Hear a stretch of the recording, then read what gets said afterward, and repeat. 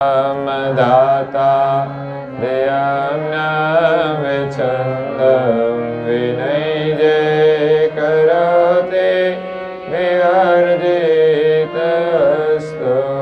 विधि वेदन्तां यचन्ते न चन्तस्नाति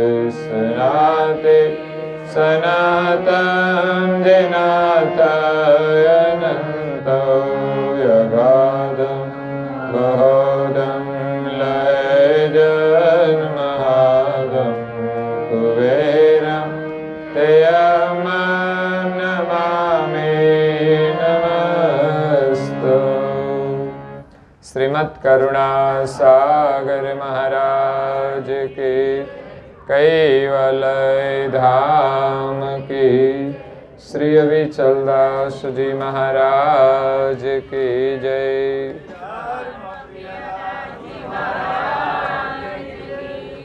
सत केवल साहेब, सत केवल साहेब, सत केवल साहेब।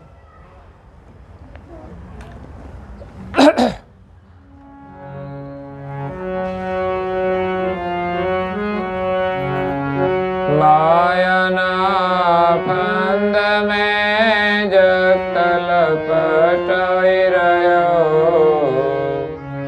त्रिगुण तृष्णा नव त्यागी। राजने पाट मस्तक छतर डले, कहाँ लगी ब्राह्मणा आगे आगे।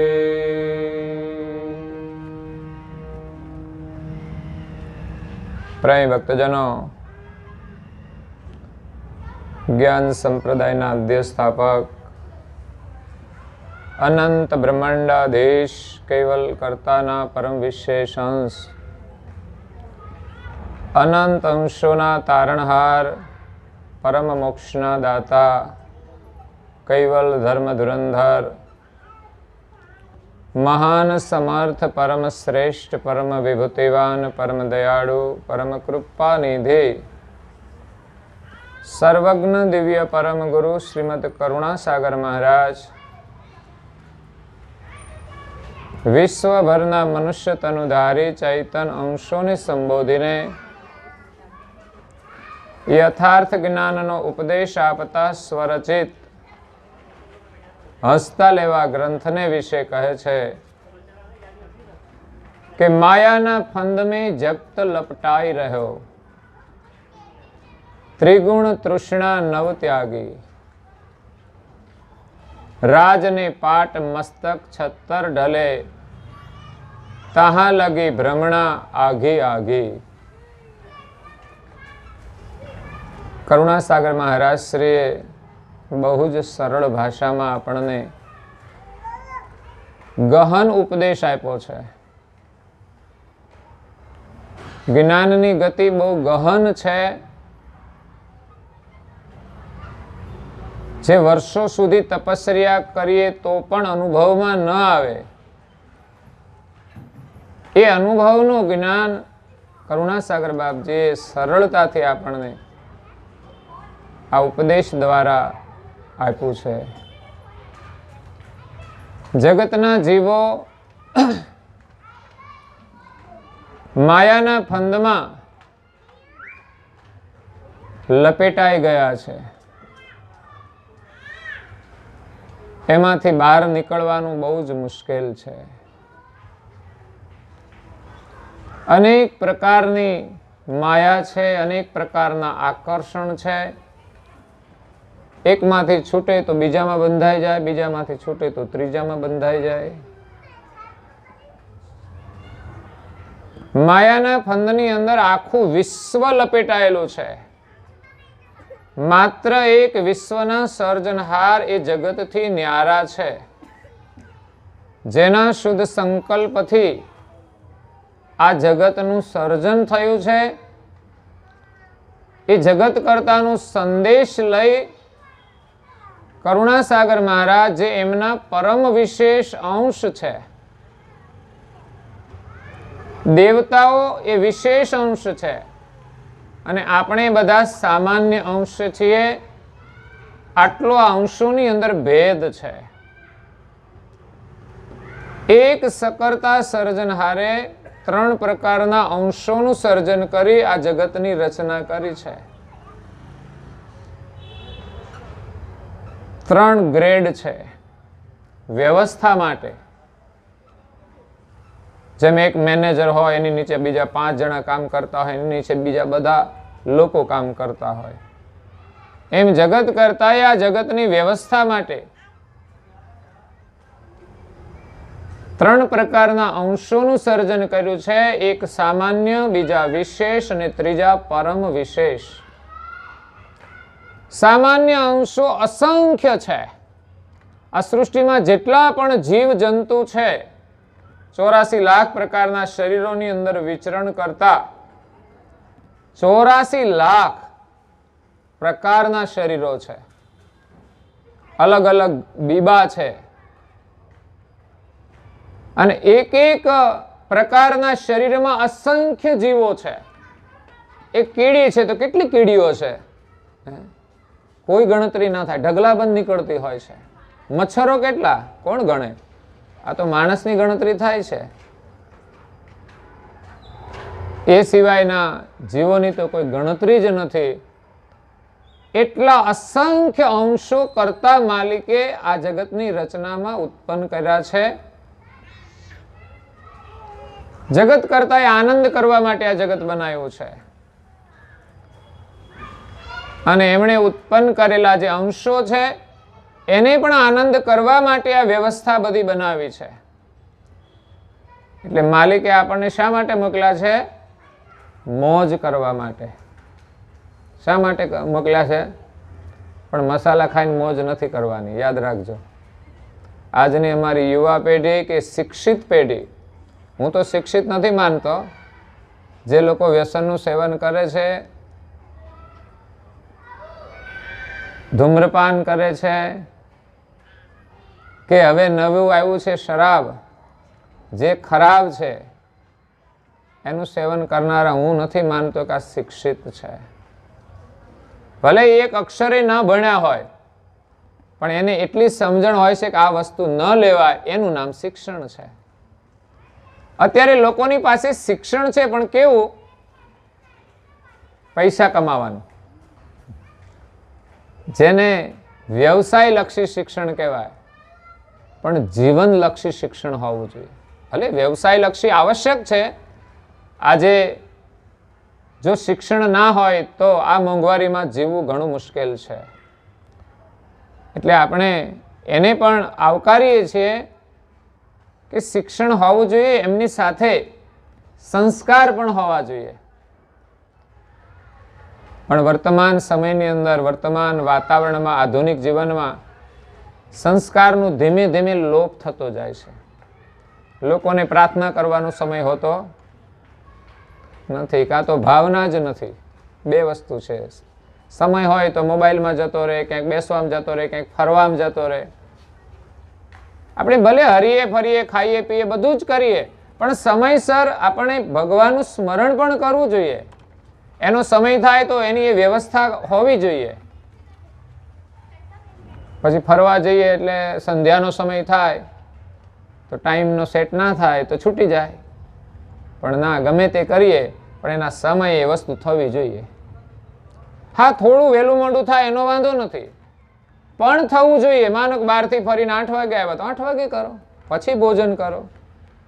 આવી ભાવના હોવી જોઈએ. એટલે શિક્ષણની સાથે સંસ્કારની આવશ્યકતા છે.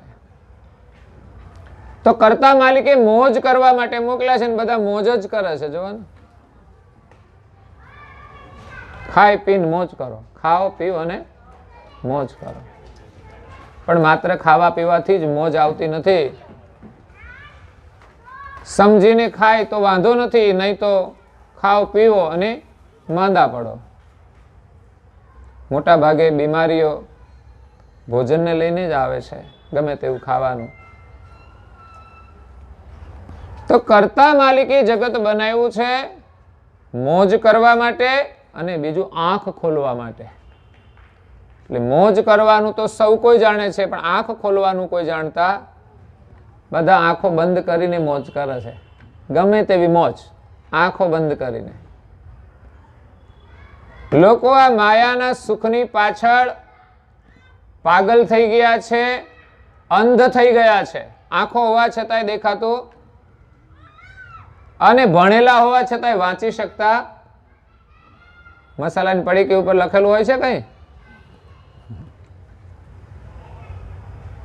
એ કે આનું સેવન કરવાથી મૃત્યુ તો આવશે જ, પણ દુઃખદ, વધારે દુઃખદ મૃત્યુ આવશે, એવું મેં સાંભળ્યું હતું હમણાં. એક ભાઈની પડીકી મેં કીધું આ છોડી દો ને. હવે પછી મેં જોયું, આમ જોવો ખરા મેં કે આમાં વાંચતા નથી, પણ ત્યારે મેં વાંચ્યું ત્યારે ખબર પડી કે આમાં આવી સૂચના લખી છે કે મૃત્યુ તો આવશે પણ દુઃખદ મૃત્યુ. એ સિવાય અંગ્રેજીમાં લખ્યું હોય તો વળી ના ભણ્યા હોય તો ખબર ના હોય, પણ હિન્દીમાં કદાચ લખેલું આવે છે. કારણ કે આપણી સરકાર જાણે કે બધાને ઇંગ્લિશ ના આવડતું હોય તો હિન્દીમાં પણ લખવું જોઈએ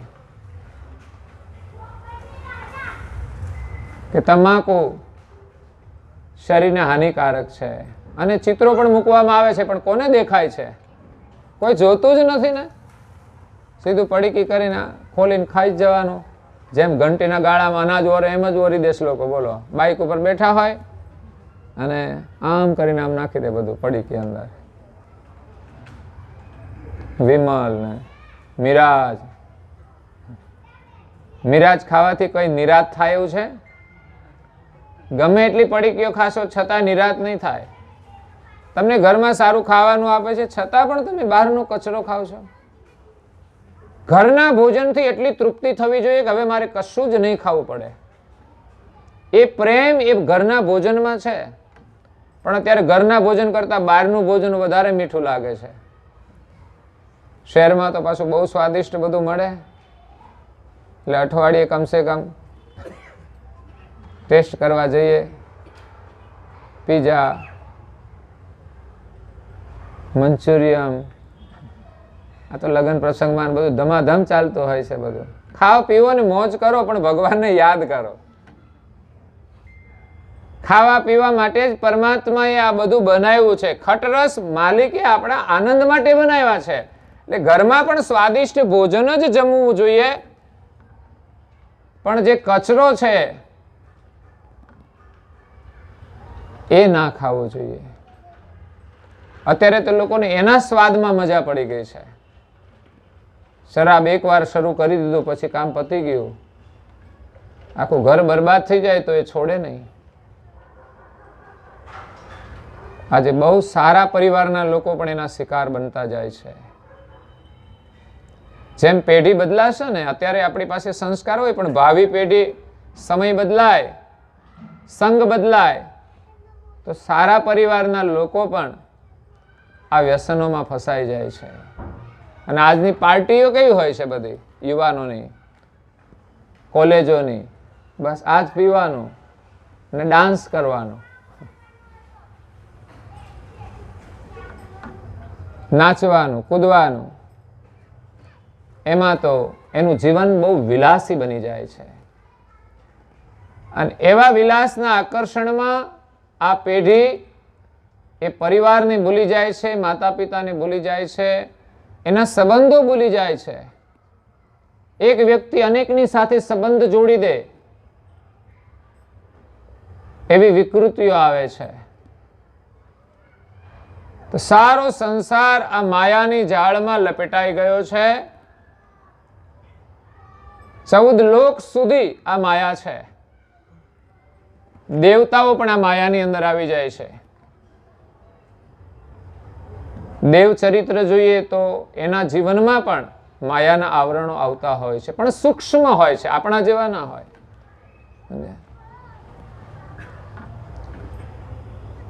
શ્રી કૃષ્ણ કોઈનું અપહરણ કરે ને એ સમજીને કરતા હોય, જ્યારે અહીંના લોકો છે એનું અનુકરણ કરવા જાય તો ઉલટું થતું હોય છે.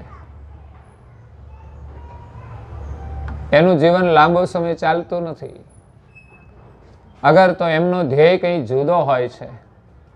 જ્યારે વર્તમાન પેઢી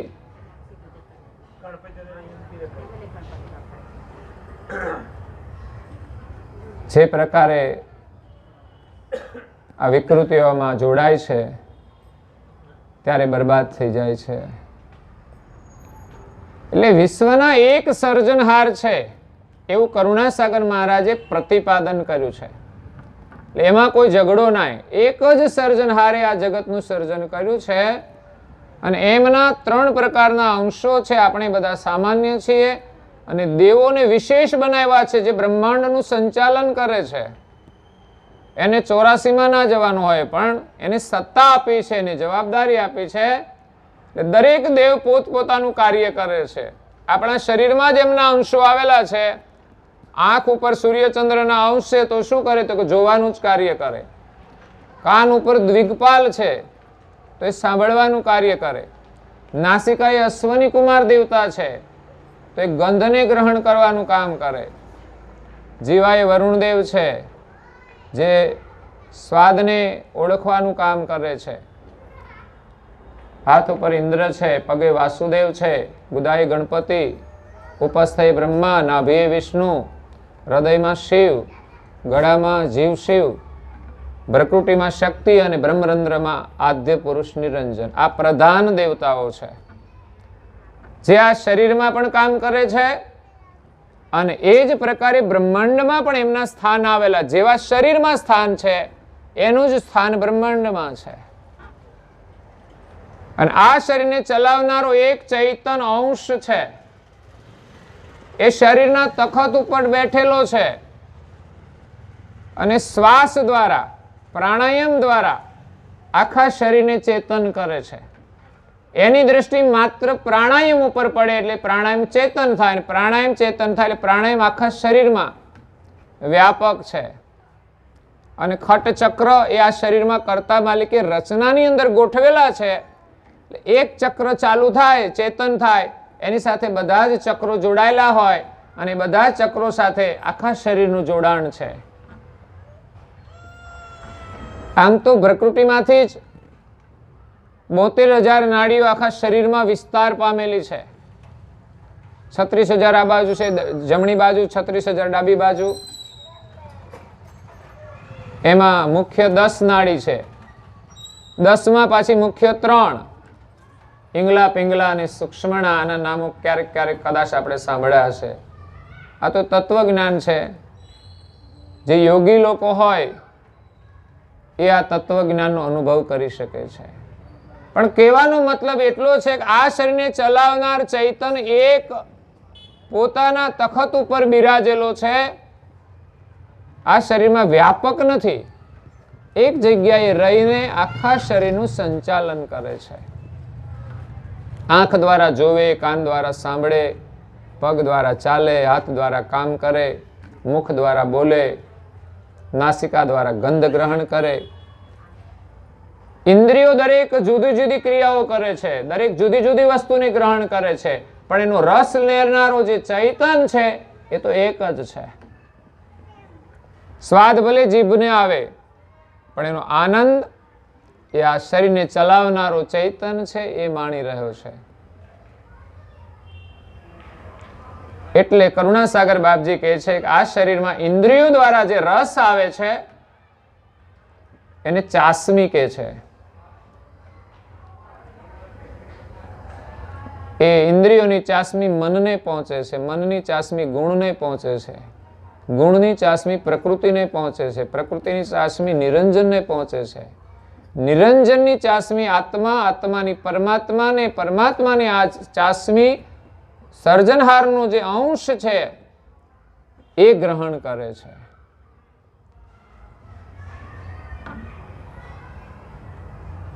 એટલે આપણે તો ઇન્દ્રિયોનો આનંદ કરીએ છીએ એમ લાગે કે આપણું મન જ આનંદ કરે છે, પણ આ ચાસમી ચૈતન સુધી જાય છે અને એની જાણ કર્તા સાથે જોડાયેલી છે. એટલે જીવો જેવા પ્રકારનો આનંદ કરે એના સાક્ષી માલિક છે. અને આપણે જે કંઈ આનંદ કરીએ એની એક વાસના બને છે અને આપણી વૃત્તિમાં એનો જમાવ થાય છે. જે પ્રકારે વર્તન કરીએ એ પ્રકારની આપણી વૃત્તિનું નિર્માણ થાય છે. સારા સંસ્કારી કાર્યો કરીએ તો સંસ્કારનું નિર્માણ થાય, અને ખરાબ કાર્યો કરે તો કુસંસ્કારનું નિર્માણ થાય છે.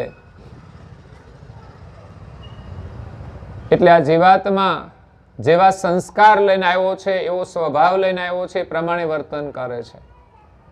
સ્વભાવ સંસ્કાર પ્રમાણે હોય છે. એટલે દરેક વ્યક્તિના સ્વભાવ ને સંસ્કાર જુદા જુદા હોય છે. પરંતુ અહીંયા આવ્યા પછી વર્તમાન સમયમાં પોતાના પરિવારમાંથી, સમાજમાંથી, પોતાના કાર્યો દ્વારા એ નવા સંસ્કારનું નિર્માણ કરી શકે છે. પણ જો વ્યક્તિને સારો સંગ મળે, સારું માર્ગદર્શન મળે, તો એ સારા માર્ગે ચાલે છે. જીવનમાં સત્સંગ મળે, એને સમજણ મળે, તો એ સાચા માર્ગે ચાલે છે, સારા માર્ગે ચાલે છે, સંયમના માર્ગે ચાલે છે. નહીં તો માણસ મનની ઈચ્છા પ્રમાણે ગમે તે માર્ગે આનંદ કરવા માટે વિચરણ કરે છે. કારણ કે સંસારના વિષયોનું આકર્ષણ જ એવું છે કે બીજાની પાસે હોય એ આનંદ કરે ને આપણી પાસે ન હોય એટલે આપણે મેળવવા માટે કંઈ પણ રસ્તો લઈ લઈએ. જો સમજણ ન હોય તો. સમજણ હોય તો આપણે ગમે તે રસ્તો નથી લેતા. આપણે એમ સમજીએ એનું ભાગ્ય એ પ્રમાણે છે, આપણું ભાગ્ય જે પ્રમાણે છે એ પ્રમાણે આપણે જીવવાનું.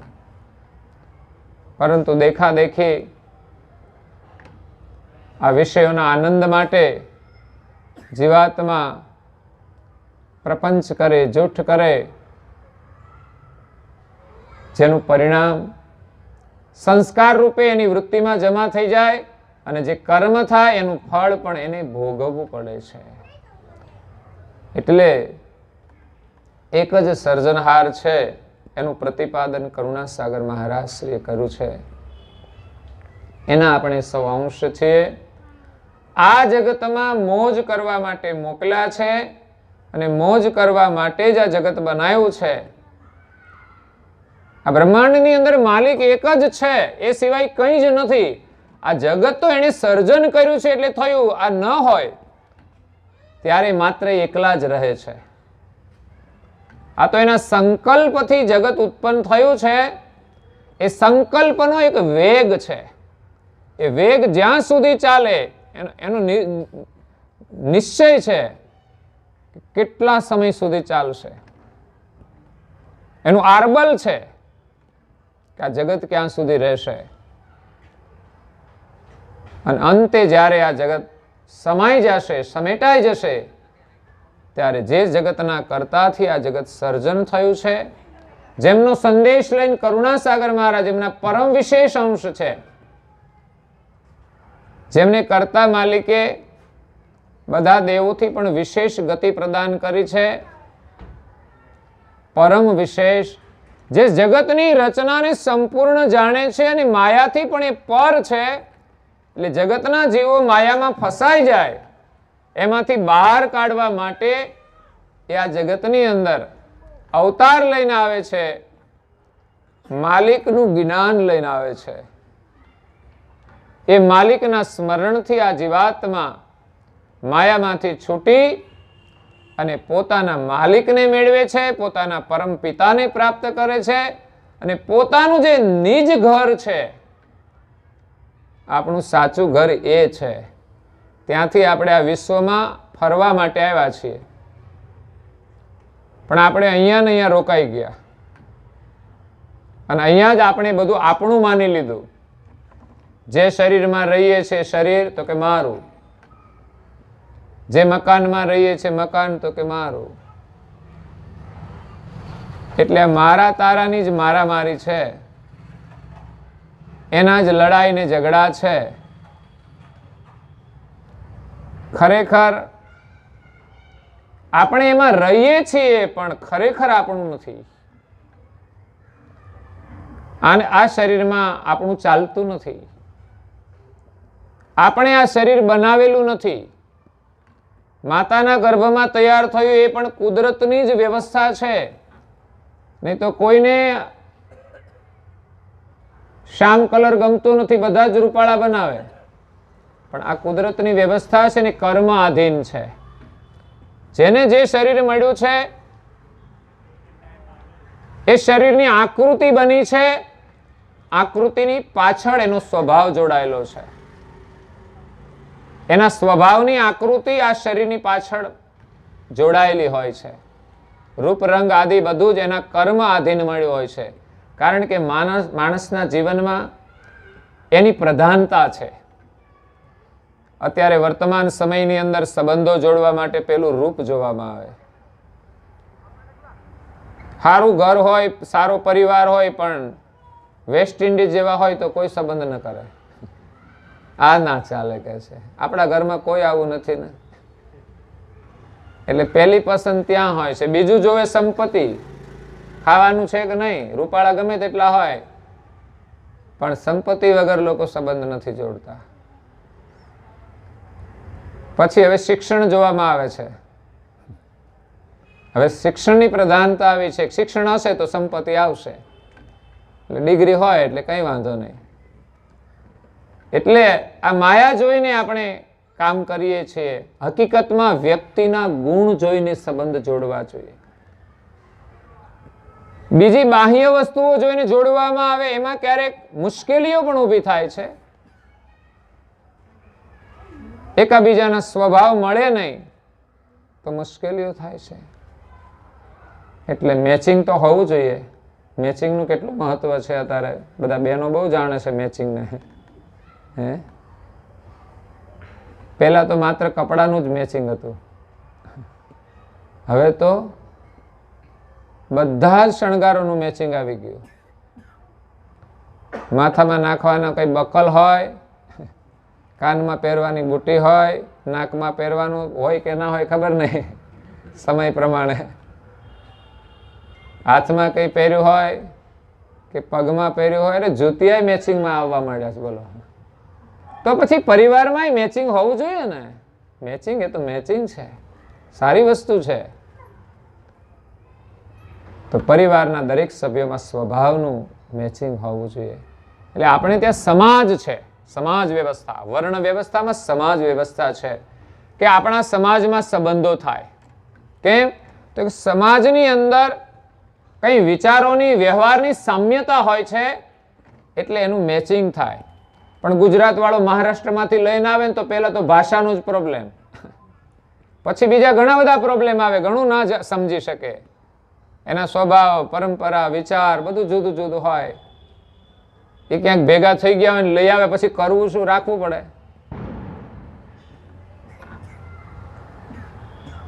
એટલે ઘણા તો પરદેશમાંથી લઈ આવે છે.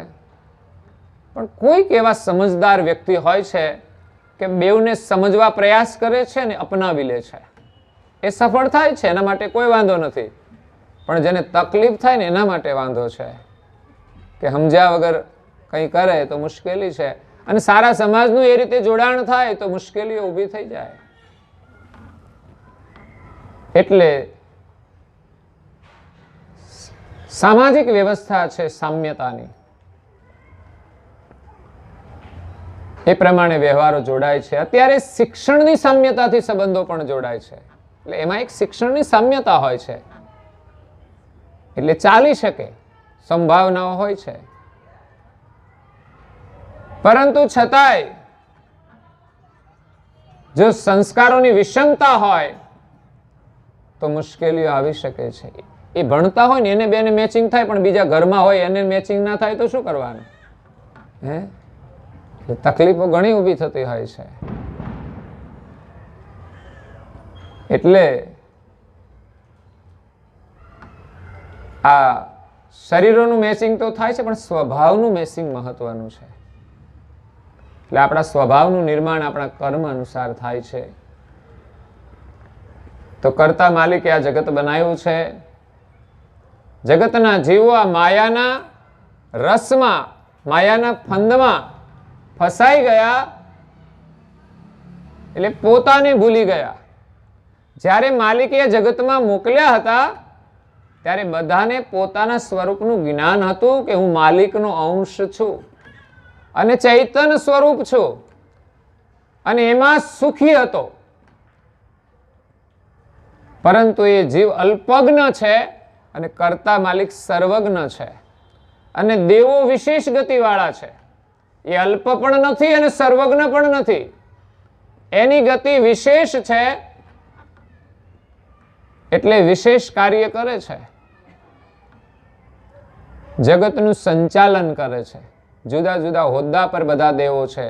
આપણે જ કહીએ છીએ કે બ્રહ્મા સર્જન કરવાનું કામ કરે, વિષ્ણુ પાલન પોષણ કરવાનું કામ કરે, શિવજી સંહાર કરવાનું કામ કરે, સૂર્ય પ્રકાશ આપવાનું કામ કરે, ચંદ્ર શીતળતા આપવાનું કામ કરે, પૃથ્વી બધાને ધારણ કરીને રહી છે, જળ બધાને શીતળતા પ્રદાન કરે છે, અગ્નિ એ આપણને ઉષ્ણતા આપે છે, પરિપક્વ કરે છે, વાયુ એ પણ અકળામણ મટાડે છે. બિલકુલ વાયુ તત્વ ના હોય તો આપણે જીવી ન શકીએ. ક્યારેક ઉનાળામાં અનુભવ થાય છે, પવન પડી જાય છે ત્યારે રહેવાતું નથી. એ તો પવન તત્વ તો હોય છે, પાછું પવન નથી હોતો, પવન તત્વ હોય છે તોય અકળામણ થાય, પણ નામે પવન તત્વ ના હોય તો જીવવું મુશ્કેલ થઈ જાય. એટલે પવન તત્વ અકળામણ મટાડે છે. અને આકાશ તત્વ જે પોલાણ છે, આપણને હરવા ફરવા માટે અવકાશ આપી રહ્યું છે. એટલે 5 તત્વોથી જગત કરતા એ જગતનું સર્જન કર્યું છે. એમાં એકબીજાનું બેલેન્સ છે. 5 તત્વ સિવાયનું એકલા કોઈ તત્વથી કોઈ વસ્તુ બની શકતી નથી. આપણું શરીર પણ 5 તત્વનું, કોઈ પણ વસ્તુ જુઓ તો એમાં 5 તત્વો હશે. વસ્તુ એક ધાતુની હોય પણ બધા જ તત્વો એમાં હોય છે. કોઈ પણ વસ્તુનો ઉપયોગ કરીએ 5 તત્વો એમાં હોય, પણ જે મુખ્ય તત્વો હોય એ વધુ માત્રામાં હોય. માણસનું શરીર છે 5 તત્વોનું બનેલું છે, પણ એમાં પ્રધાન પૃથ્વી તત્વ છે. એટલે પૃથ્વી પર વિચરણ કરે છે. પૃથ્વીના 6 ભાગ માણસના શરીરમાં છે અને બીજા 4 ભાગ, એક ભાગ 4 તત્વોનો છે. પૃથ્વી પછી જળ, અગ્નિ, વાયુ ને આકાશ એમનો એક ભાગ અને પૃથ્વી તત્વના 6 ભાગ ભેળા કરી અને માણસનું શરીર બનાવ્યું છે. પણ માત્ર 6 જ ભાગ એટલું જ નહીં, બીજા ઘણા તત્વો છે. આ બધાનું અવલોકન કરીએ ત્યારે ખબર પડે કે આ માલિકે કેવી રચના કરી છે. કરુણાસાગર મહારાજે સંપૂર્ણ આ રચનાનું વર્ણન કર્યું છે અને એને ચલાવનાર ચૈતન છે, કેવી રીતે ચલાવે છે, અને આ જગતના કર્તા કોણ છે અને એ એક છે, એ કઈ રીતે આ જગતને ચલાવી રહ્યા છે અને ક્યાં છે, એને કેવી રીતે પ્રાપ્ત કરવા, આપણે કેમ ભૂલી ગયા છીએ. તો પૃથ્વીના 6 ભાગ આપણામાં છે એટલે આપણે પૃથ્વી પર વિચરણ કરીએ છીએ. જળ તત્વના 6 ભાગ હોય એ જળની અંદર રહેતા હોય છે. જળમાં રહેનારી જે સૃષ્ટિ છે એમાં જળ તત્વ વિશેષ, બીજા 4 તત્વો એનો એક જ ભાગ હોય. અગ્નિ તત્વના 6 ભાગ હોય એ અગ્નિમાં રહેવા વાળા જીવ છે. આપણને તો ખબર ના હોય. તમે જુઓ તો ચકોર નામનું પક્ષીનો આહાર જ દેવતા છે, ધગધગતા અંગારા. તો એને કશું થતું નથી, કારણ કે એનામાં વિશેષ અગ્નિ તત્વ છે, માટે એને કંઈ ના થાય. વાયુ તત્વ જેમાં વિશેષ છે એવા પક્ષી એ આકાશમાં ઉડે છે અને પાછા પૃથ્વી પર આવીને રહે છે. અને આકાશ તત્વ જેનામાં વિશેષ છે એવા પક્ષીઓ માત્ર આકાશમાં જ રહે છે, એ ક્યારે પૃથ્વી પર પણ આવતા નથી. અને કદાચ કોઈ વખતે આવે તો એ કોઈ શિકાર કરી અને ચાલ્યું જાય, પણ અહીંયા રહેતું નથી. અને એ પક્ષીઓ હુમાહુ આદિ નામના પક્ષીઓનું નામ લખ્યા છે શાસ્ત્રોમાં. એવા વિશાળ કાય હોય છે કે હાથી જેવા હાથીને પણ એ પોતાની પાંખમાં પકડીને લઈ જાય અને આકાશમાં જ રહીને એનો આહાર કરે છે. આકાશમાં એ રહી શકે છે, આકાશ તત્વ પ્રધાન છે માટે. અને આકાશની અંદર પણ શૂન્યાવકાશ છે. શૂન્યાવકાશની અંદર કોઈ વ્યક્તિ પ્રવેશ કરે, કોઈ યંત્ર પ્રવેશ કરે, પછી પણ એ નીચે નથી આવી શકતું. આવવા માટે એને બળ કરવું પડે છે. તો આવા પક્ષીઓ કદાચ ક્યાં રહેતા હોય કંઈ ખબર નહીં, પણ શાસ્ત્રોમાં મહાપુરુષો એમના અનુભવથી કહે છે, એટલે આપણને એમ થાય કે આ બધું હશે. અને કેવી અદ્ભુત રચના માલિકે કરી છે. તો આ જીવ આ જગતની અંદર મોજ કરવા માટે મોકલ્યો છે. આ શરીરમાં આપણે આવ્યા, શરીરમાં રહ્યા, શરીર ધારણ કર્યું અને આપણા શરીરને આપણે ભૂલી ગયા. આ શરીરમાં રહીને આપણે માત્ર મોજ શોખ કરવાનું જાણીએ છીએ. ઇન્દ્રિયોના જે રસ છે એની સ્મૃતિ છે આપણામાં, પણ આપણને આપણા સ્વરૂપની સ્મૃતિ નથી. આપણી અંદર આ દુનિયાના જે રસ છે, એક પ્રકારની વાસના, સહજ રીતે થાય એનું કોઈ બંધન નથી, પરંતુ જેનું પ્રગાઢ આકર્ષણ છે એમાં જીવ લપેટાઈ ગયો છે. એની પાછળ એ દોડે છે, એની પાછળ એ પાગલ થઈ જાય છે. રૂપ રંગની પાછળ, વાણીના વિલાસની પાછળ, ખાવાના જે સ્વાદ છે એની પાછળ, સુગંધની પાછળ,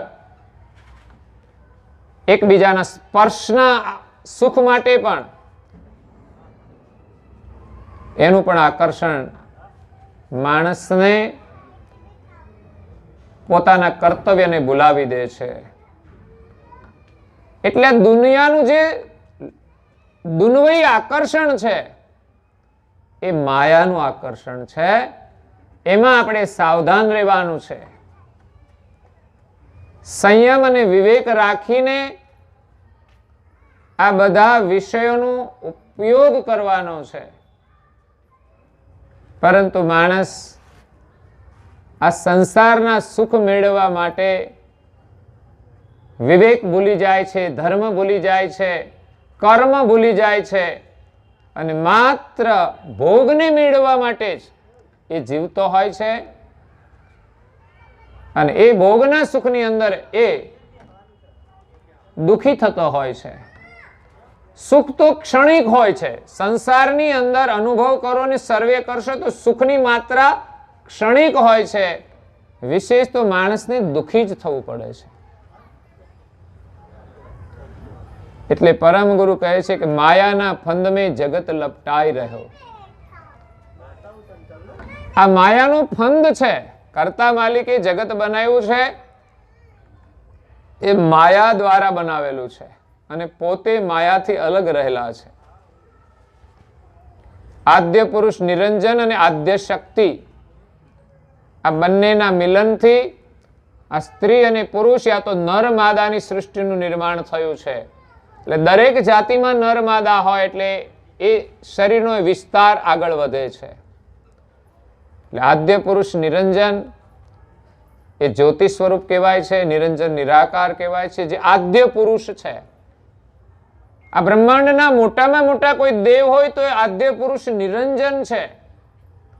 એનાથી શક્તિ ઉત્પન્ન થઈ અને એ શક્તિ દ્વારા નિરંજનથી 3 દેવ અને 3 દેવીઓ ઉત્પન્ન થઈ અને એ છે બ્રહ્મા, વિષ્ણુ, મહેશ, સાવિત્રી, ઉમિયા અને લક્ષ્મી. અને 3 મુખ્ય દેવો દ્વારા સૃષ્ટિનો વિસ્તાર અને એનું સંચાલન થાય છે. એટલે આપણે એમ માનીએ છીએ કે બ્રહ્મા સર્જન કરે છે એટલે એ ભગવાન, વિષ્ણુ પાલન પોષણ કરે છે એટલે ભગવાન, અને શિવજી સંહાર કરે છે. એ તમોગુણ પ્રધાન છે, વિષ્ણુ સત્વગુણ પ્રધાન છે અને બ્રહ્મા રજોગુણ પ્રધાન છે.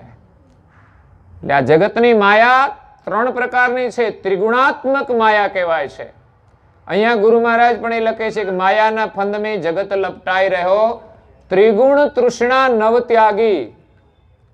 3 ગુણની તૃષ્ણા છે. આ 3 દેવો છે એ પણ 3 ગુણના અધિષ્ઠાન દેવો છે. બ્રહ્માનું કાર્ય રજોગુણ પ્રધાન છે.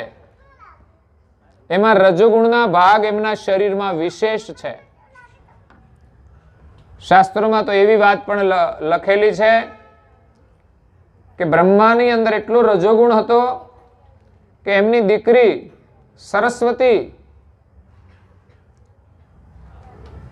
એમની યુવાનીનું તેજ જોઈને એને એમાં મોહ થઈ જાય છે, એમની પાછળ દોડે છે. ત્યારે સરસ્વતી એને શ્રાપ આપી દે છે કે તમારી આ જગતમાં કોઈ પૂજા નહીં થાય. એટલે એમના ક્યાંય મંદિર બંધાતા નથી. પુષ્કરની અંદર એનું મંદિર છે પણ બ્રહ્માની પૂજાનો મહિમા નથી વિશેષ.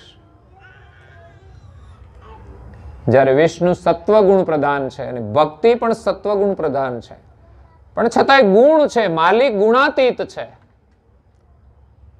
પરંતુ ભક્તિ કરવી હોય તો આપણે સત્વગુણ ધારણ કરવો પડે, એટલે એ વિષ્ણુની પૂજા છે. સત્વગુણ તો વિષ્ણુ પાલન પોષણ કરે છે. બ્રહ્માની જે પ્રજા છે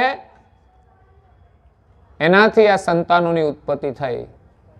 3 ગુણમાં બ્રહ્માથી કેટલાય સંકાદિકો થયા. એ તો આ સંસાર છોડીને તપ કરવા નીકળી ગયા, સંસારમાં ના પડ્યા.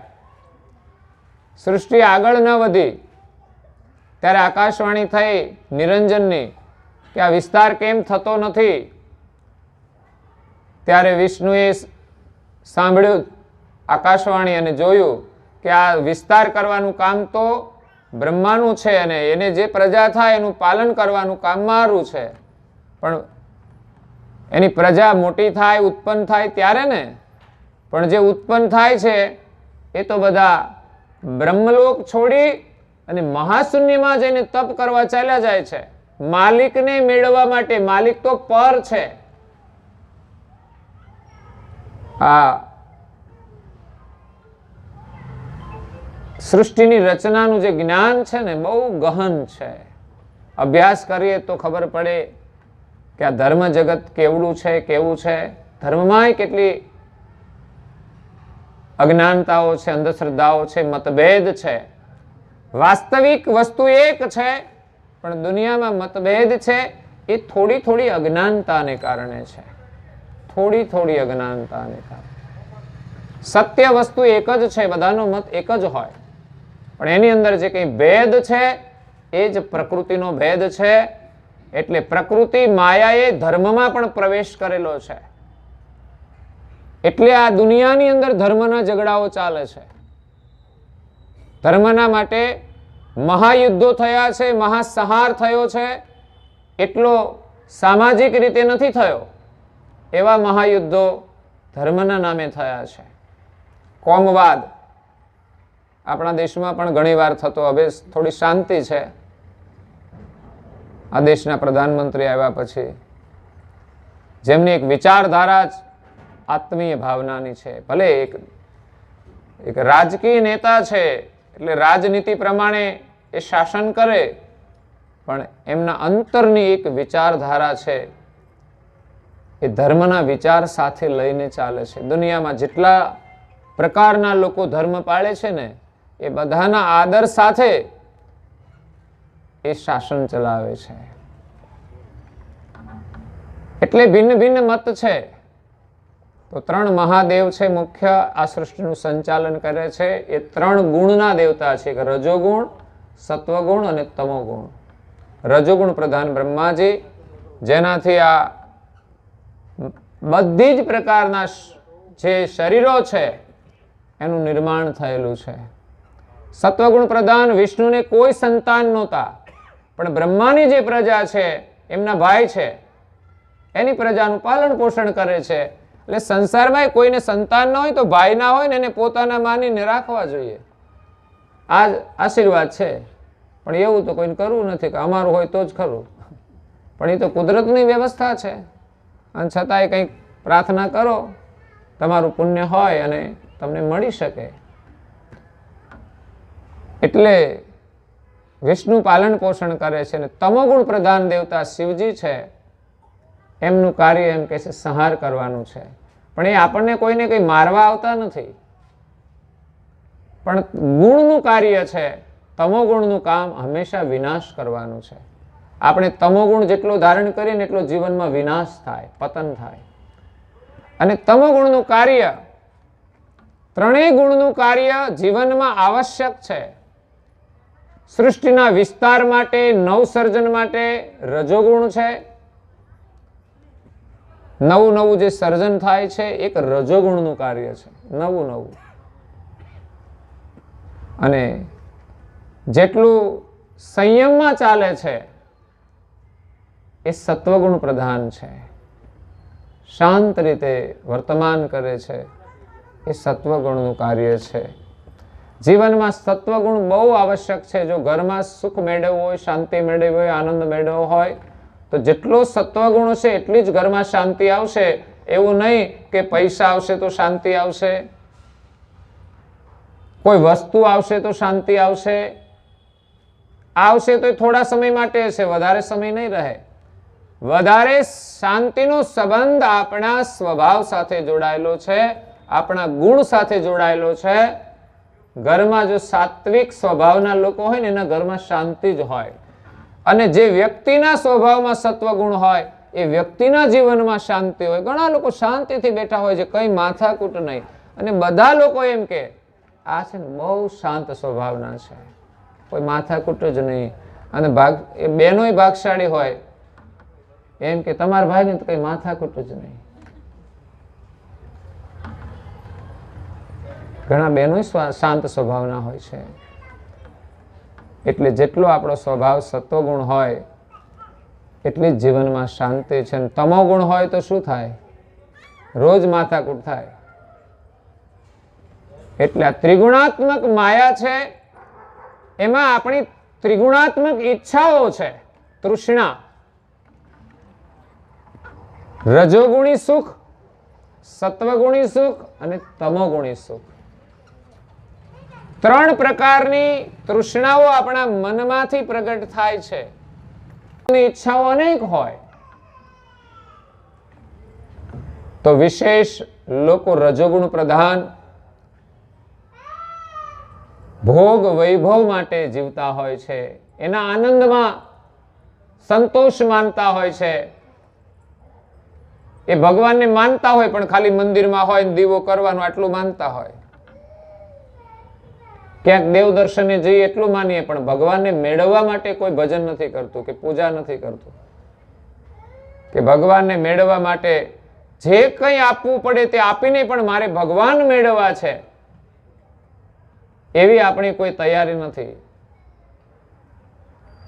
એટલે રજોગુણ ઈચ્છાઓ, તૃષ્ણાઓ એ ભોગ વિલાસની છે, ઇન્દ્રિયોના સુખની છે. વૈભવના સાધનો, મોંઘા મોંઘા કપડા, દાગીના, મોંઘા જુતિયા તો માપસરના હોય તો ચાલે, બીજું હું પગમાં જ પહેરવાના છે ને. પણ ના, દેખાવાય જોઈએ સારા થોડા. બધા સેન્ડલ સામું જોવા જોઈએ નીકળે તો, અને એ પાસે એક વેતની એડી હોય. બોલો, એ પગનું બેલેન્સ જ કેવું થઈ જાય. પગ આમ રાખવાનો છે ને પેલા આમ કરે. વિજ્ઞાન એમ કહે છે કે આ રીતે ચાલવાથી કમરની તકલીફો થઈ શકે છે. એટલે બહુ ઊંચું ના થવું. આ જેની હાઈટ હોય નીચી એને પછી એક વેચ ચડાવી હોય તો ચડાવે, એટલા ઊંચા થઈ જાય. પણ એ ચાલ્યા જતા હોય ને આપણને બીક લાગે કે આમાં ક્યાંક મચકડાઈ ના જાય પગ એનો કઈ. એની અણી એટલે સેન્ડલનો છેડો હોય ને એ એટલો જ હોય, અંગૂઠા જેટલો જ. એવા લોકો પહેરતા હોય છે. આ એક રજોગુણ પ્રધાન સુખ છે. ચપ્પલ પહેરવામાં સુખનો અનુભવ થાય છે. બોલો, પછી બૂટ પહેરે કે કોઈ પણ ચપ્પલ, એ પહેરવામાં એક સુખની અનુભૂતિ છે, સ્પર્શની અનુભૂતિ છે. એમાંય વિકારો છે. તો રજોગુણ તૃષ્ણાઓ છે એ આપણને સારા જુતિયા લેવડાવશે, સારા હોય તો પણ બીજા લેવડાવશે, ફેશનેબલ લેવડાવશે, જાત જાતના કપડા તો જોઈએ પણ ચિત્ર વિચિત્ર. આપણે ત્યાં કપડાની અંદર પણ સંસ્કૃતિ છે. આ બધા બહેનો બેઠા છે પહેરીને, સંસ્કૃતિના વસ્ત્રો એટલે કે આપણી ઓળખ છે. પણ અત્યારે જ હવે જે સમય આવ્યો છે એમાં કોઈ સંસ્કૃતિ રહેશે નહીં. આખા વિશ્વની સંસ્કૃતિ આપણે એક દેશમાં ભેગી કરી દીધી છે. કારણ કે આપણા દેશના લોકો બધા દેશમાં ગયા હોય એટલે ત્યાંથી થોડું થોડું લઈ આવે અહીંયા, અને ત્યાંથી કંઈ મોકલે એટલે અહીંયા બધું ભેળસેળ થઈ જાય. ઠીક છે, તમે કોઈ પણ દેશની સંસ્કૃતિના વસ્ત્રો પહેરો, પણ જેનાથી રજોગુણ કે વિકાર વધે, આકર્ષણ, મિથ્યા આકર્ષણ, વિકૃત આકર્ષણ વધે એવા વસ્ત્રો એ માણસના મનને વિકૃત કરે છે, અને એના જીવનમાં રજોગુણી વાસનાનો જમાવ થાય છે. પરિણામે માણસ ઈચ્છા પ્રમાણે ન મળે ત્યારે દુઃખી થાય છે અને કાયમને માટે આ સુખ મળતું નથી. શરીરના રૂપનું આકર્ષણ છે, માથાના વાળનું આકર્ષણ, આ બધું રજોગુણી તૃષ્ણાઓ છે. અને એના માટે ઉપયોગમાં લેવાતી વસ્તુઓ, નાવા ધોવાની વસ્તુઓ હોય તોય, ઘરમાં જે વસ્તુઓ રાખીએ આપણને એમાંય રજોગુણ પ્રધાન વસ્તુઓ હોય છે. બસ સારું દેખાય એને જોયા જ કરીએ, જોતા જોતા મરી જવાનું ને. આ બધું જોતા જોતા વાસના લઈને મરી જવાનું. માથાના વાળમાં કોઈ સુખ નથી, કે પગના જૂતિયામાં કોઈ સુખ નથી, કે કોઈ ફેશનમાં સુખ નથી. આ આપણી ભ્રાંતિ છે. અને જીવનભર આ વાસનાની પાછળ આપણે જીવીને ચાલ્યા જઈએ છીએ. પછી સારા કપડાં પહેરવા મળતા, બીજા શરીરમાં જાય જેને હરખા કપડાં નથી પહેર્યા. આજની પેઢી વસ્ત્રો શરીરની મર્યાદા માટે છે, એટલે શાસ્ત્રો એમ કહે છે કે શરીરની મર્યાદા સચવાય એવા કોઈ પણ પ્રકારની ફેશનના વસ્ત્રો તમે ધારણ કરો. એમાં એક બેન બહુ ધાર્મિક સંસ્કૃતિ વાળા હતા, ફેશન ડિઝાઇનર હતા. એટલે જુદી જુદી ફેશન કાઢે, લાંબા ભિન્ન ભિન્ન પ્રકારના, પણ એમાં મર્યાદા એની રહે એવી ફેશનો એ કાઢતા હતા. જ્યારે અમુક લોકો તો ધંધો ચલાવવા માટે ગમે તેવા ચિત્ર વિચિત્ર કપડાની ફેશનો કાઢે અને સેલિબ્રિટીથી શરૂ કરે, કારણ કે એને તો કંઈ મર્યાદાનું બહુ મહત્વ નથી હોતું. અને પિક્ચરો બનાવવાના હોય એટલે એમાં વધારે તો આકર્ષણ માટે જ આ પિક્ચરો બનાવે અને એનું લોકો અનુકરણ કરે છે અને એમાં એનું જીવન પૂરું કરી દે છે. આ રજોગુણ આકર્ષણ, રજોગુણ તૃષ્ણા, આ દુનિયા રજોગુણની જોઈ અને લોકોના મનમાં રજોગુણી તૃષ્ણા જાગે છે. પણ આ બધાની પૂરી નથી થતી.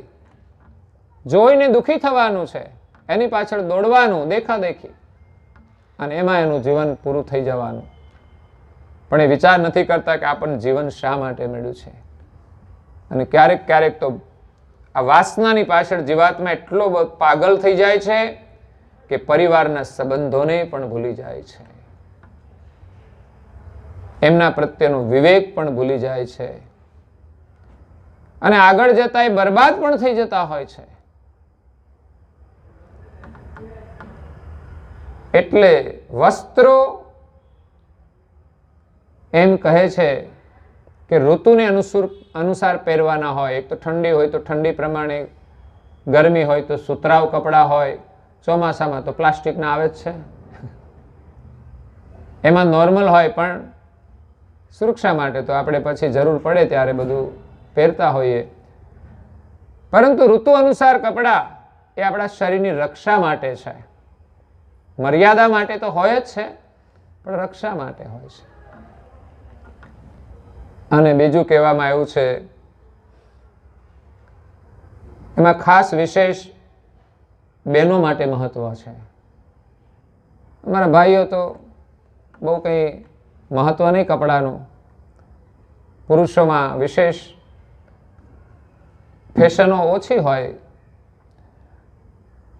પણ છતાં પણ તમે જુઓ તો એક સમય એવો હતો કે નાના છોકરા હોય ને એ થોડા મોટા થાય ને પછી ચડ્ડી પહેરતા શરમાતા હતા કે હવે અમે ના પહેરીએ. અને હવે તો કોઈ પણ ઉંમરના લોકો જો ફરતા હોય,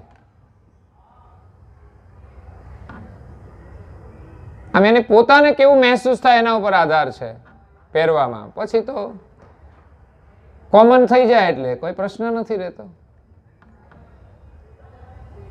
આમ તો શરીરની સુરક્ષા માટે પણ સંપૂર્ણ વસ્ત્ર જોઈએ. એ તો મચ્છરે કરડી ખાય ને પાછા, પણ એના સાધનો આવી ગયા. મચ્છરની ઓલી જાળી આવે ને ફૂલ રેકેટ જેવી, ફટાકડા ફોડે. એને ખબર નથી આપણા ફટાકડા ફૂટી જાય. જેટલા મચ્છરના ફટાકડા ફોડીને એટલા ફટાકડા આપણા ફૂટવાના, એટલા મચ્છરના અવતાર લેવાના.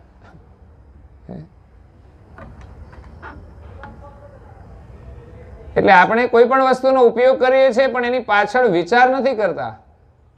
જૈન મુનિઓ અહિંસા પરમો ધર્મ માને છે. એને બેસવું હોય ને તો એ પીછીમાં આમ રાખીને પછી જ બેસે છે, કેમ કે કોઈ જીવની હિંસા ન થવી જોઈએ. અમુક જૈન લોકો તો મોઢે માસ્ક પણ રાખે છે. આપણે તો કોરોનામાં જ રાખ્યા. એને તો એની પરંપરા ચાલી આવે ત્યારથી રાખે છે કે એમાંય પણ જીવ હિંસાને લઈને પાણી નાવાનું હોય તો એ જરૂર પૂરતું જ વાપરે, વધારે ના બગાડે. એમાંય કે જીવ હિંસા થાય છે.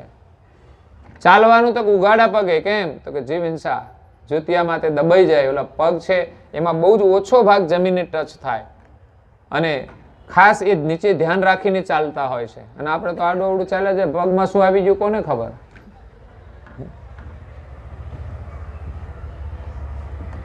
એટલે જીવન કેવી રીતે જીવવું એનું બહુ જ મહત્વ છે. તો કપડાં અને ભોજન આ બંને વસ્તુ મહત્વની છે. શું ખાવું જોઈએ? તો પહેરવામાં શાસ્ત્રો એમ કે છે કે આજે જે ફેશનો આવી છે, ફાટેલા વસ્ત્રો લોકો પહેરે. બોલો, પહેલા તો લોકો શરમાતા હતા, સહેજ ફાટી જાય તો કોઈ ફાટેલું કપડું નહોતા પહેરતા. હવે ફેશન જ આવી ફાટેલાની. આખા નાખા જીન્સ ફાટેલા જોઈએ. બોલો, આ ઉપરથી નીચે સુધી હવા ઉજાસ. કોઈ કશું કે જ નહીં કે આવા કેમ પહેર્યા છે. એટલે ગરીબી આવી છે ખબર નહીં. એટલે મૂળ આપણે ધર્મના મહત્વને સમજતા નથી, એટલે દેખાદેખી અનુકરણ કરીએ છીએ. વસ્ત્રો ઋતુ અનુસાર કયા, ત્યારે ઉનાળાની અંદર લોકો જાડા જીન્સના પેન્ટ પહેરે. કેટલી ગરમી થાય, અને એ પાછા કેટલા ફિટ હોય કે જેમાંથી હવાય પસાર ના થાય. ઉનાળામાં, શિયાળામાં તો વાંધો નહીં, પરદેશમાં તો ઠંડી રહે છે ને એટલે લોકો પહેરે. પણ આપણે પાછા જોયા જાણ્યા વગર એનું અનુકરણ કરીએ,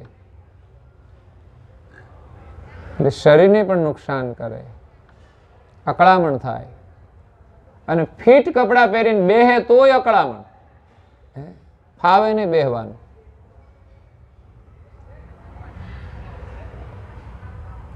ઊભા થવાનું ના ફાવે. તો એવા વસ્ત્રો આપણે આમ જોઈએ તો પણ અગવડ પડે છે, છતાં પણ ફેશનને લઈને પહેરવા પડે.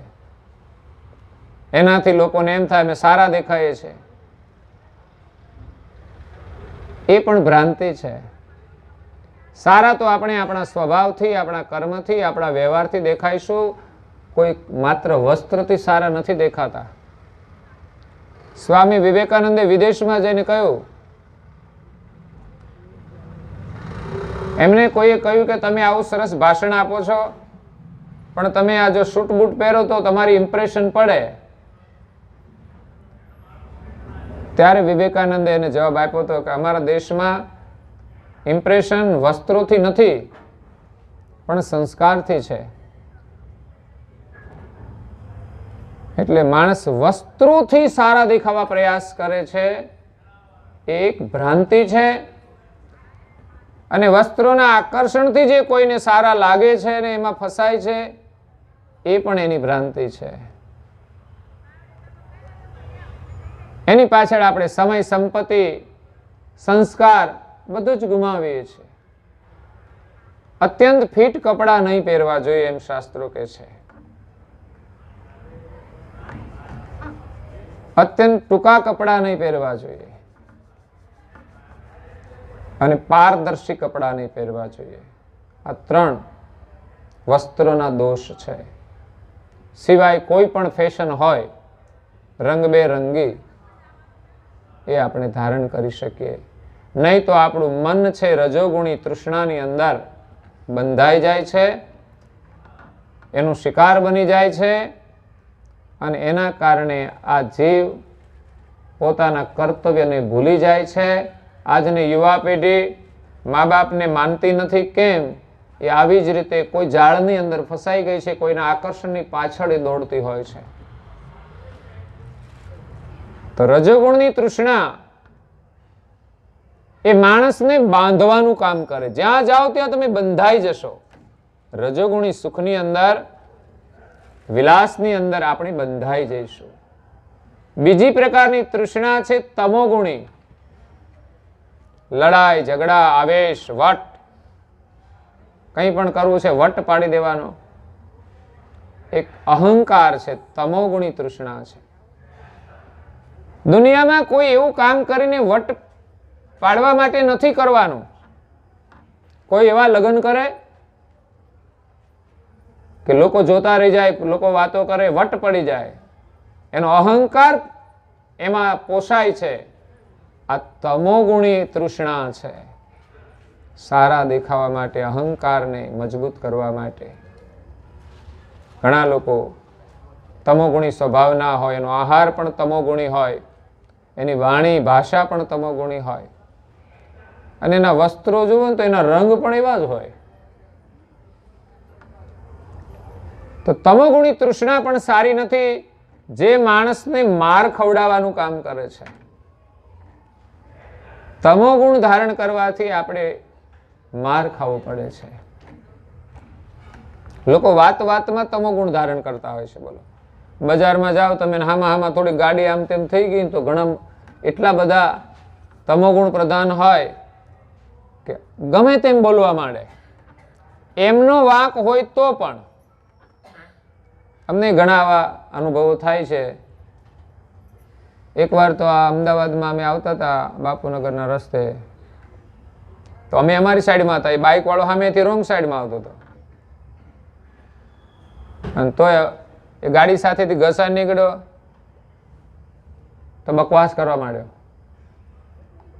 ડ્રાઈવર સાથે કે કાચ ખોલ, ખબર પડે, કાચ ખોલ. કે ડ્રાઈવર કાચ ના ખોલ્યો. મેં કીધું એનું સાંભળીને શું કરવાનું, બંધ રાખીને જવા દે, આવા તો અહીં કેટલાય મળશે, કારણ કે અહીંયા તો ભીડ વધારે થાય એવા રસ્તામાં 8 વાગે પાછું.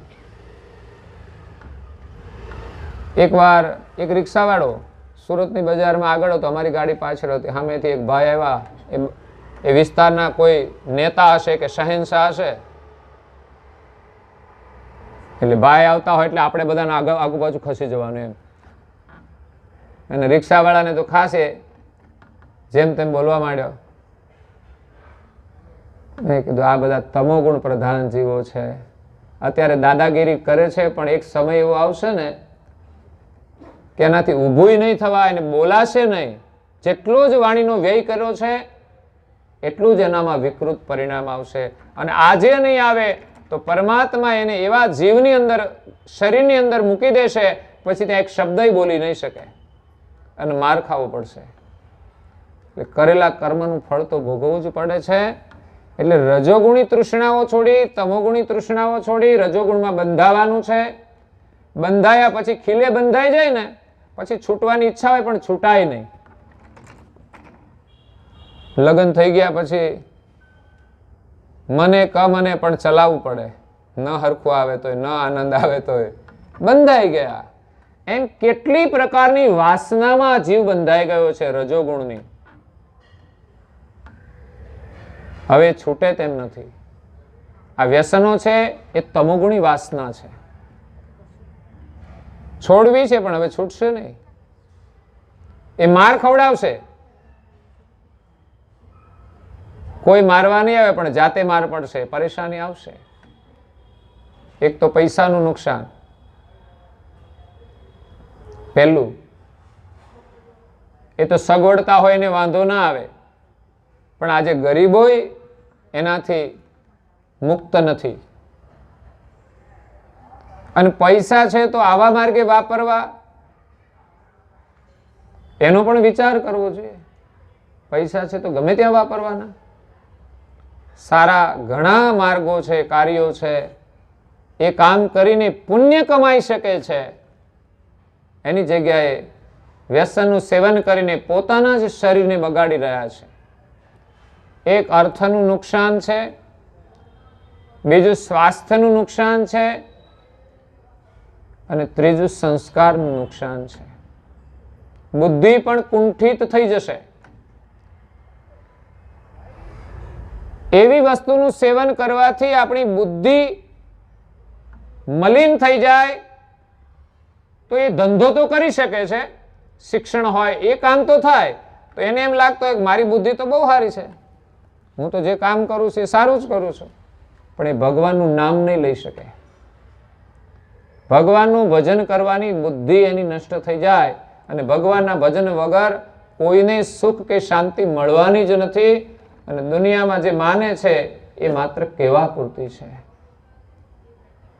એ મળેલી કોઈ વસ્તુ કાયમ રહેતી નથી. અંતે જીવને છોડીને ચાલ્યું જવું પડે છે. રાજને પાટ મસ્તક છત્તર ઢલે. આ ત્રણ પ્રકારની તૃષ્ણા એવી છે. સત્વગુણી તૃષ્ણા એ સારા કાર્યોની છે, ધાર્મિક કાર્યોની છે, કે જે આપણે સંસારમાંથી બહાર નીકળવાનો રસ્તો છે. પણ એની જે તૃષ્ણા છે એ પણ એને દુઃખી તો કરે છે. ગુણ છે ને એટલે આપણને દુઃખ તો થાય. કોઈ કરે એવું આપણાથી ન થાય એટલે મનમાં દુઃખ થયા કરે કે આને કેવું સારું છે, આનું કેવું માન સન્માન છે. ગમે તે રીતે ધાર્મિક રીતે પણ બીજાનું સારું હોય ને આપણાથી ન થાય એટલે આપણને દુઃખ થાય છે. એટલે એના જેવું થવાની ઈચ્છા સારી છે પણ ન થાય તો દુઃખ થાય છે. એ ત્રણ ચોર, રજોગુણ, સત્વગુણ અને તમોગુણ, ત્રણેય ચોર છે. સત્વગુણ સારો છે, રજોગુણ એ વિલાસી છે અને તમોગુણ એ દુઃખદાયી છે. પણ ત્રણ ચોર છે એની ચુંગાલમાં આપણે ફસાયા છીએ. એક યાત્રી જંગલમાંથી પસાર થાય છે. જંગલનો લાંબો રસ્તો હતો. પેલા કોઈ વાહનો હતા નહીં. ક્યાંય પણ જવું હોય તો ચાલતા જ જવું પડતું હતું. તો વસ્તી પણ ઓછી હતી એટલે જંગલોય વધારે હતા.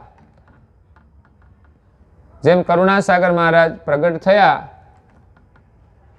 તો જે હેતબાઈ માતાને મળ્યા, એ હેતબાઈ માતા સારસાથી એમના પિયર જતા હતા. તો રસ્તામાં વનખંડી જેવો રસ્તો આવતો હતો, જેમાં પ્રાણીઓ રહેતા હોય, હિંસક. અને એમાં એ તળાવમાં પાણી પીવા ગયા ને એમનું બાળક એ નાહેર લઈ ગયું. અને પાણી પીને માતા આવે છે, બાળકને ન જોતા એ કલ્પાંત કરે છે.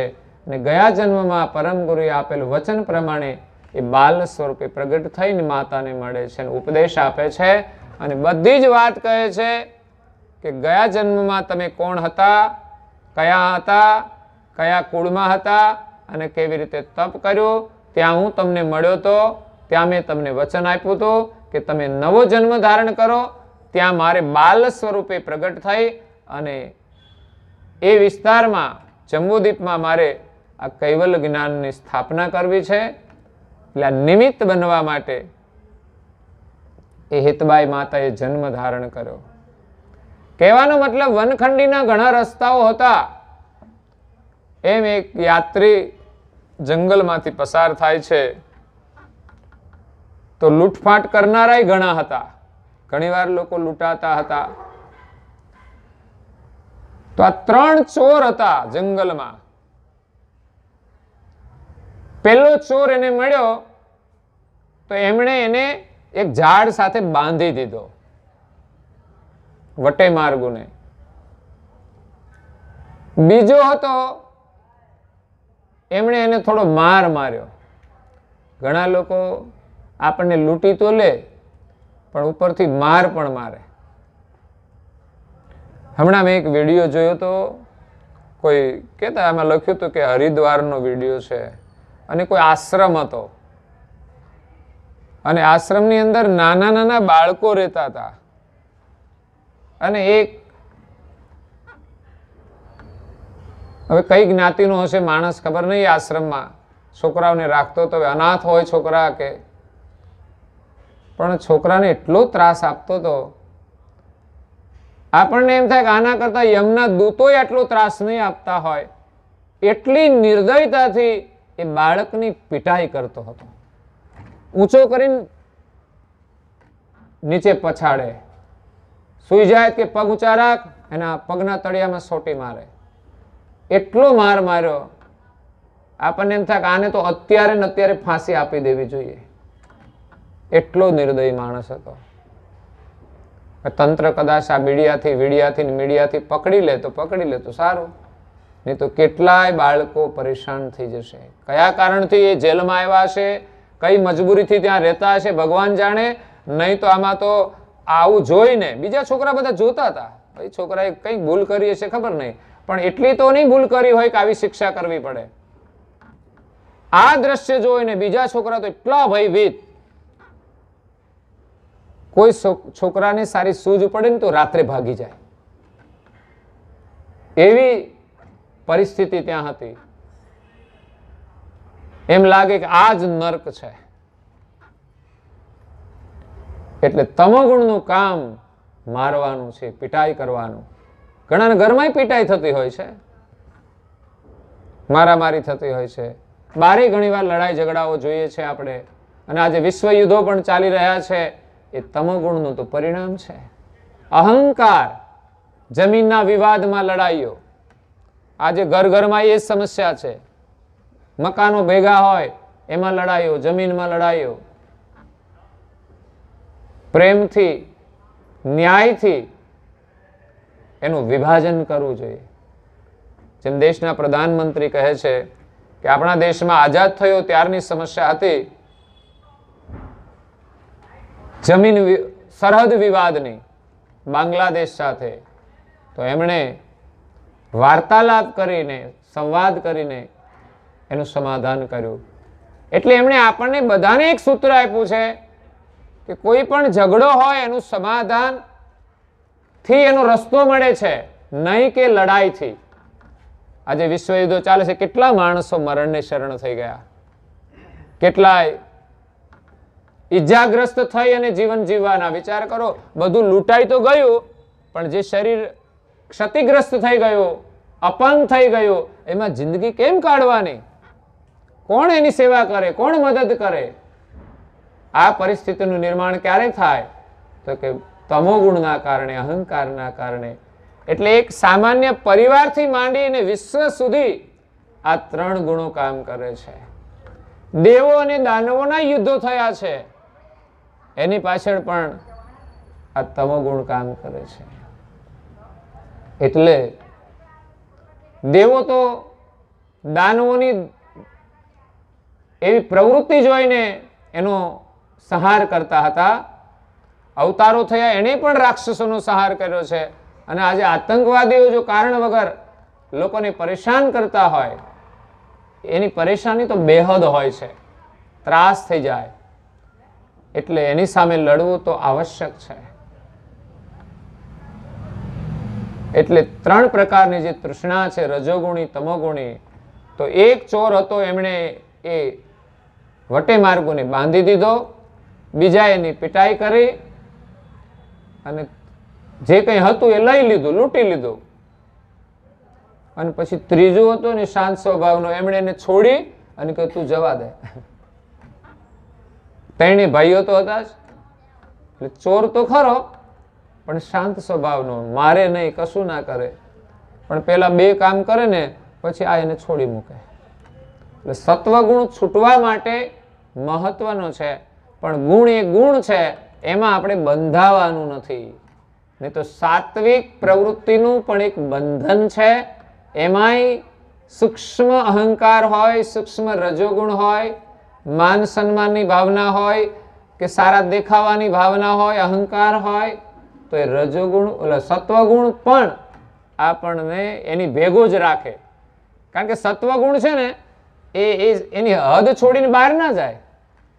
સત્વગુણે વટે માર્ગોને રસ્તો બતાવ્યો કે જો અહીંથી તું નીકળી જા, પણ એના ઘર સુધી મૂકવા ના જાય, કારણ કે છે તો ચોર. એટલે એમાંથી પણ આપણે છૂટવાનું. અને ત્રિગુણાતીત જે માલિક છે એનું આપણે ભજન કરવાનું છે. ત્રિગુણ છે, માયા છે. માયાના ત્રણ રંગ છે, ત્રણ રૂપ છે આખા વિશ્વમાં જોઈએ તો. અને એને ઉત્પન્ન કરનાર જ મહામાયા. તો એ માયામાંથી આપણે છૂટવાનું છે. એ માયા પરમાત્માએ બનાવી છે જેવી કે આખી દુનિયાને પકડમાં રાખે છે. પણ જે કોઈ વિરલા હોય એમને કોઈ મહાપુરુષોનો સંગ થાય, સત્સંગ મળે, સદગુરુની કૃપા હોય, ત્યારે જ જીવાત્મા માયામાંથી છૂટે. એને જ્ઞાન દ્વારા સત્ય સમજાય કે આ કપટી માયા છે, આમાં સુખ નથી, આ ભ્રાંતિ છે, તો એમાંથી મન પાછું વાળી લે અને ભક્તિમાં જોડે તો જ મન એમાંથી છૂટે. નહીં તો જો ભક્તિ ના હોય તો પણ સમજીએ ખરા, પણ છતાંય પાછા એમાં ફસાઈ જઈએ. જ્યારે આપણું મન ભક્તિના રંગમાં એટલું રંગાઈ જાય કે માયા આપણને સ્વપ્ને યાદ ન આવે અને પ્રભુમાં એવી માયા લાગી જાય કે પ્રભુ સિવાય આ જગતમાં બીજું કંઈ દેખાય નહીં અને એનો જ આ મહિમા છે જગતમાં, ત્યારે આ માયામાંથી છૂટાય છે. એટલે કરુણાસાગર મહારાજ એ માલિકના સાનિધ્યમાંથી એ માયાથી મુક્ત છે, માટે જીવોને માયામાંથી મુક્ત કરે છે અને મુક્ત થવાનું એ જ્ઞાન આપે છે. એટલે આપણા માલિક કોણ છે એની ઓળખાણ કરાવે છે અને એનું ભજન કરવાથી આ સંસારની જે માયાનું ફંદ છે, ત્રિગુણ તૃષ્ણા છે, એમાંથી આપણને મુક્તિ મળે છે. આ સાથે આપણો સમય થાય છે, તો અહીંયા કથાને વિરામ આપીએ. બાકીની કથા આવતીકાલે સવારે શ્રવણ કરીશું. અસ્તુ સત કૈવલ સાહેબ.